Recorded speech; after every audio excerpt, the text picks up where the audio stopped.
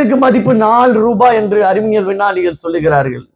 இன்னைக்கு நம்ம வாழுகிற இந்த நாட்களிலே, இந்த நாட்கள் கடைசி நாட்களாய் இருக்கிறது. இந்த கடைசி நாட்களிலே கடவுளுக்கு பயந்து நம்ம வாழும்போது, அந்த ஆத்மாவை நம்ம காத்து நடக்கும்போது நமக்கு ஒரு நித்திய வாழ்வு உண்டு என்று இயேசு கிறிஸ்து சொல்லுகிறார்.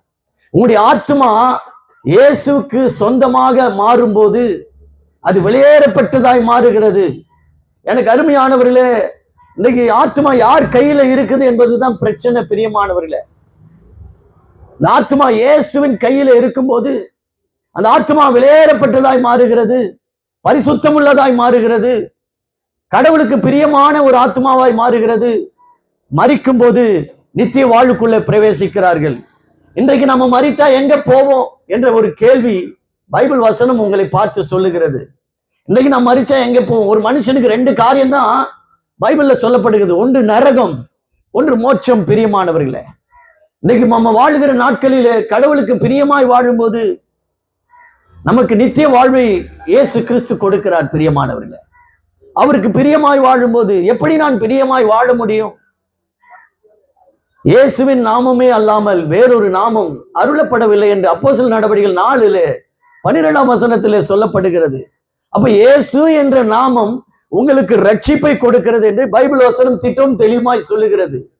இயேசு என்ற நாமத்தை உச்சரிக்கும் போது ஒரு மனுஷன் ரட்சிக்கப்படுகிறான் என்று பைபிள் வசனம் சொல்லுகிறது.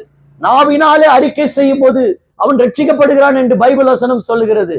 ஆம் பிரியமானவர்களே, இயேசு என்ற நாமத்தில் அவ்வளவு வல்லமை உண்டு, அவ்வளவு மகிமை உண்டு, அவ்வளவு மகத்துவம் உண்டு. பிரியமானவர்களே, இயேசு என்று சொல்லும் போது உடைய பாவங்கள் மன்னிக்கப்படுகிறது. ஏன் என்றால் இயேசு கிறிஸ்து உலக மனுஷனுடைய பாவங்களுக்காக கல்வாரி சிலுவையில தம்முடைய ஜீவனை கொடுத்தார், ரத்தம் சிந்தினார், ஒரே தரம் பலியானார். அவர் மரித்தார், 3ஆம் நாள் உயிர்த்தெழுந்தார், மீண்டுமாய் வரப்போகிறார். எனக்கு அருமையானவர்களே, இன்னைக்கு வாழுகிற இந்த நாட்கள் கடைசி நாட்களாய் இருக்கிறது. எல்லாரும் சுனாமியை மறந்து போயிருப்போம், பல வருடங்கள் ஆய்விட்டது. ஆனால் பூமியில அங்கங்கே அழிவுகள் வந்து கொண்டுதான் இருக்கிறது, எரிமலைகள் கொந்தளித்து கொண்டு இருக்கிறது, கொள்ளை நோய்கள் வந்து கொண்டுதான் இருக்கிறது. இந்த உலகத்தின் முடிவில நம்ம இருக்கிறோம். பிரியமானவர்களே, இன்னைக்கு உலகெங்கும் குழப்பம், அரசியல் சூழ்நிலையில குழப்பம். எங்க பார்த்தாலும் உலகத்துல ராஜ்யத்துக்கு விரோதமா ராஜ்யம் எழும்புகிறது. அமெரிக்கா தேசத்துல அமெரிக்க அதிபர் என்ன பண்றாரு? வணிக வரி போடுறாரு எல்லா நாட்டு மேலும். நான் தான் பெரியவன் அப்படின்னு சொல்றாரு. அப்போ நாட்டுக்கு ஒற்றுமை இல்லாமல் இருக்கிறது. இது கடைசி காலத்தின் அடையாளம். பிரியமானவர்களே, பைபிள் வசனம் சொல்லுகிறது, ராஜ்யத்துக்கு விரோதமாய்